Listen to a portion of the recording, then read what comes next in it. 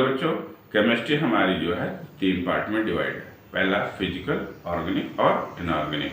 तो आने वाली वीडियोस में क्या है कि हम चैप्टर वाइज शुरू करेंगे और 11th हो गया, 12th हो गया, इनके सिलेबस साथ साथ में जो है नीट एग्जामिनेशन में इम्पोर्टेंट आए हुए कॉन्सेप्ट या सॉरी क्वेश्चंस जितने भी है वो सॉल्व करते चलेंगे, ताकि आपको एक आइडिया अभी हो जाए कि हमें नीट एग्जामिनेशन में कैसे प्रिपेयर करना है और कैसे क्वेश्चंस आते हैं। ठीक है, तो अगर हमने चैप्टर 1 पढ़ा है तो एनसीईआरटी एक्सरसाइजेस, एनसीईआरटी क्वेश्चन कर लिया है, तो आपके जितने मॉडल टेस्ट पेपर हैं और सीधा सीधा हम डायरेक्ट चलेंगे, हिट करेंगे नीट के आपके जितने भी क्वेश्चंस आए हुए हैं या क्वेश्चन जो है प्रोबेबिलिटी बनती है। ठीक है, तो केमिस्ट्री का पहला lecture basic concept of chemistry. चलते हैं सीधा मॉनिटर स्क्रीन पर। चलते हैं अपने पहले लॉ पर, law of chemical combination. Law of chemical combination क्या कहता है? लॉ ऑफ केमिकल कॉम्बिनेशन कहता है कि energy neither be created nor be destroyed, energy neither be created nor be destroyed, the mass of reactant and the products are equal, यानी reactant का mass और product का मास बराबर आएगा। ठीक, यहां पर देखते हैं कार्बन का मास कितना भाई, सब जानते हैं 12 होता है।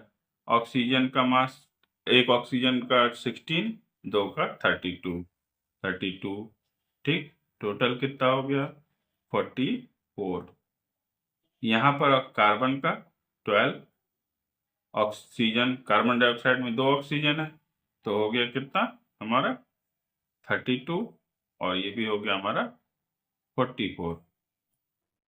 तो यहाँ पर हम देख रहे हैं रिएक्टेंट का मास और प्रोडक्ट का मास बराबर है।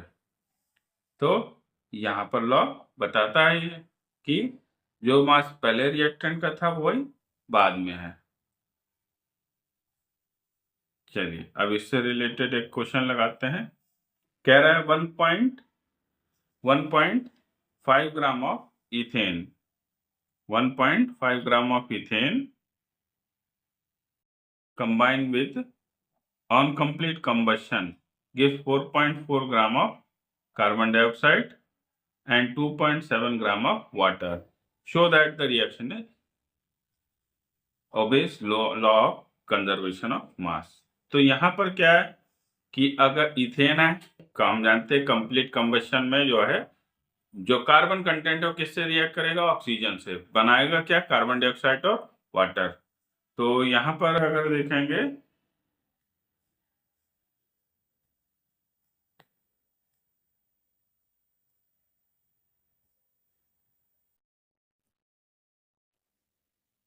इथेन फॉर्मूला क्या होगा? C2H6। इथेन का formula C2H6 plus O2, combustion हो रहा है, give CO2 plus water. Balance करेंगे इसको तो ये हो जाएगा 7, ये हो जाएगा 2, 4, 4 और 2 6 12, 6 2 12। ठीक, तो ये बैलेंस इक्वेशन है। अब यहाँ पर देख रहे हैं 2 मोल्स हमारा इथेन है, इथेन का 2 मोल्स है। तो हम क्या करेंगे कि वेट दिया हमारा इथेन का 1.5 ग्राम, 1.5 ग्राम है, इसका हम मोल्स निकाल लेंगे। क्या निकालेंगे? मोल्स। तो मोल्स में हमारा आ जाता है, अगर इथेन का 12 2 24 और प्लस 6 हो गया हमारा 30।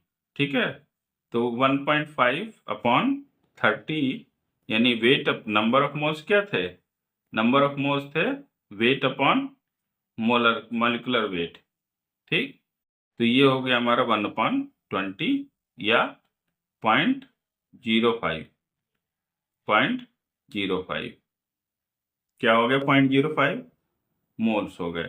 ठीक, अब 2 मोल जो है 2 mole of ethane, 2 moles of ethane react with 7 moles of O2। तो 0.05 कितना करेगा, रिएक्ट करेगा, या ऑक्सीजन कितनी रिक्वायर्ड होगी 0.05 के लिए, तो 7/2 इंटू 0.05, ये हमारा आता है कितना ऑक्सीजन रिक्वायर्ड है 5.6, सॉरी कितना ऑक्सीजन रिक्वायर्ड है अभी मोल्स में निकालना है। तो मोल्स रिक्वायर्ड यहाँ पर आ जाएगा सीधा 7/40, 7/40 कैलकुलेशन अगर करेंगे यहाँ पर डेसिमल हटाएंगे तो यहाँ पर 100 जुड़ जाएगा, 5 4 20, तो ये 40 आएगा। तो मोल्स हमारे आ गए 7/40, और हमें पता है वेट अगर हमको निकालना है किसका, O2 का, तो हो जाएगा कितना 7/40 इंटू 32, तो ये आ रहा हमारा 5.6 ग्राम, 5.6 ग्राम। ठीक, अच्छा अब देखिएगा 5.6 और 1.6, 5.6 और 1.6, ये हमारा क्या आ रहा है, 1.6 हमारा कार्बन इथेन का था, और 5.6 किसका मास रिक्वायर्ड है, ऑक्सीजन का। तो मास रिक्वायर्ड 1.6, 1.5 सॉरी 1.5 किसका रिक्वायर्ड है, इथेन का, C2H6, C2H6, और ऑक्सीजन का रिक्वायर्ड है कितना 5.6, और हमारा था कितना 2.7 ग्राम था, और 4.4 था किसका, ऑक्सीजन का। तो यहाँ पर देखते हैं यहाँ कितना आता है और यहाँ कितना आता है, यानी रिएक्टेंट हमारा ये था, और CO2 और वाटर जो बना था। ठीक, तो CO2 और वाटर ये यहाँ पर था क्या ना, 2.7 ग्राम ऑफ वाटर था। ठीक, तो 2.7 ग्राम ऑफ वाटर है, सॉरी यहाँ पर 2.7 ग्राम ऑफ वाटर, और बाकी 4.4 ग्राम ऑफ CO2।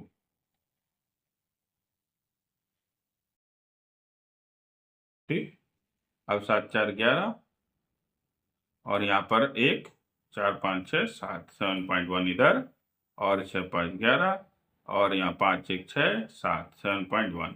तो दोनों जगह मास बराबर आ रहे हैं, यानी कि mass neither be created nor be destroyed. यहाँ से ये प्रूव हो जाता है, law of conservation of masses. ठीक, चलिए चलते हैं अपने सेकेंड लॉ की तरफ। सेकेंड लॉ क्या कहता है, law of definite proportion. Law of definite proportion हमारा किसने दिया था, Joseph Proust. He stated that the given compound always contain exactly the same proportion of element by weight, same proportion of element by weight। चलिए भाई, यानी water अगर है यहाँ पर तो इसका वेट का प्रोपोर्शन क्या होगा 1:8। मतलब क्या कि वाटर अगर है तो वाटर का मास, हाइड्रोजन का मास 2 सब जानते हैं, ऑक्सीजन का 16। तो अगर इसका प्रोपोर्शन निकालें तो सिंपल प्रोपोर्शन आ जाता है बाय मास 1:8। तो वाटर का कोई भी सोर्स हो उसका रेशियो क्या होगा 1:8 होगा। इसी तरह कार्बन डाइऑक्साइड का देख लेते हैं। कार्बन डाइऑक्साइड का कोई भी सोर्स होगा आपका, चाहे माउथ से निकली हो कार्बन डाइऑक्साइड हो, चाहे फैक्ट्री के फ्यूम से निकली हो, चाहे ऑटोमोबाइल से निकली हो कार्बन डाइऑक्साइड, फॉर्मूला CO2 ही रहेगा। और कार्बन का हो गया 12, ऑक्सीजन का 32, तो सिंपलेस्ट रेशियो होगा यहाँ पर 3/3:8। सिंपलेस्ट रेशियो हमेशा कार्बन डाइऑक्साइड क्या रहेगा 3:8 बाई वेट। तो लॉ समझ में आया बच्चों कि यहां पर क्या कह रहा है,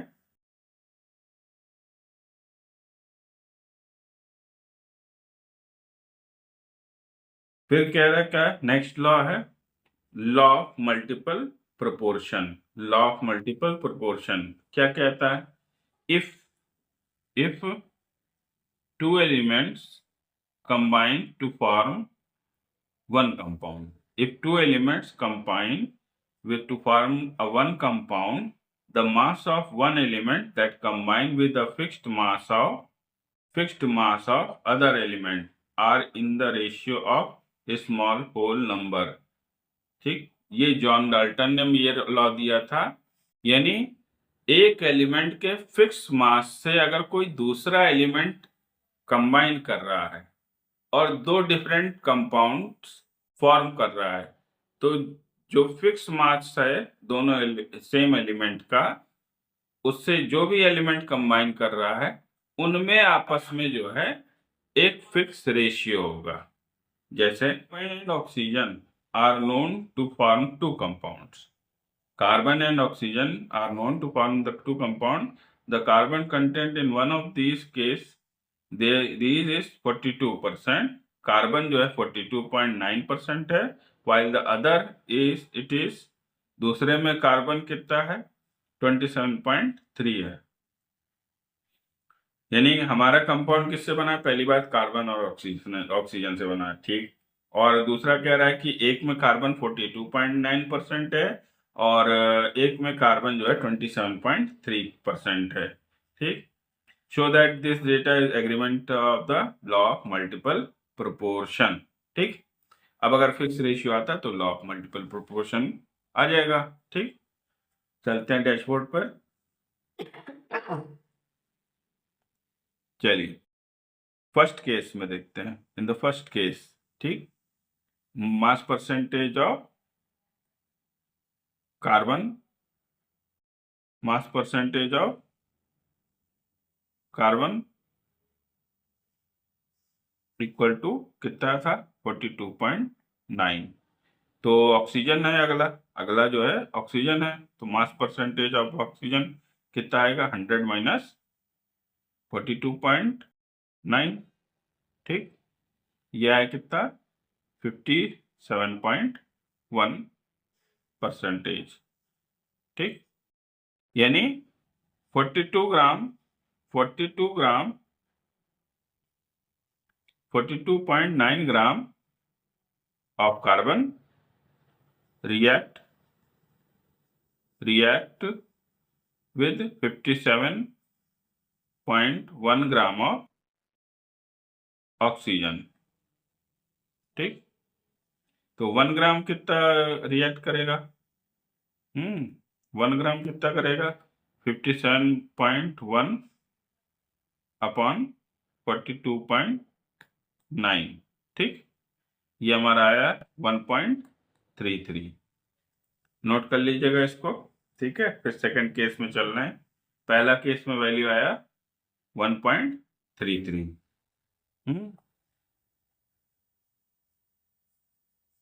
सेकंड केस में भी ऐसे ही हम निकालेंगे। सेकंड केस में क्या है, सेकंड केस में in the second case mass percentage of carbon कितना दिया था 27.3। तो ऑक्सीजन का कितना हो जाएगा, वही 100 माइनस 27.3 आया 72.7%। ठीक, अब अगर देखें तो 27.3 gram of carbon react to 72.7 gram of oxygen. तो 1 ग्राम कितना करेगा, 1 ग्राम करेगा 72.7 अपॉन 27.3 किसका, ऑक्सीजन का।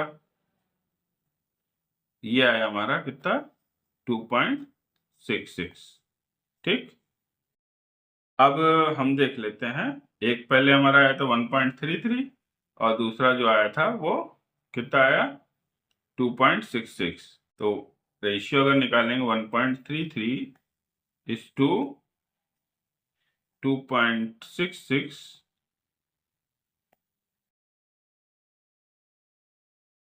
तो कितना रेशियो आया 1:2। तो यहां से लॉ ये प्रूव हो जाता है कि हमारा जो है एक सिंपल रेशियो बनता है। ठीक है, तो इसी तरह से वीडियो देखने के लिए चैनल को सब्सक्राइब कर लीजिए। आने वाले लेक्चर्स में इसके आगे के लॉस बताए जाएंगे। ठीक है, तो बने रहिएगा और शेयर कर दीजिए ताकि बाकी लोग को भी इसका फायदा हो। ठीक है।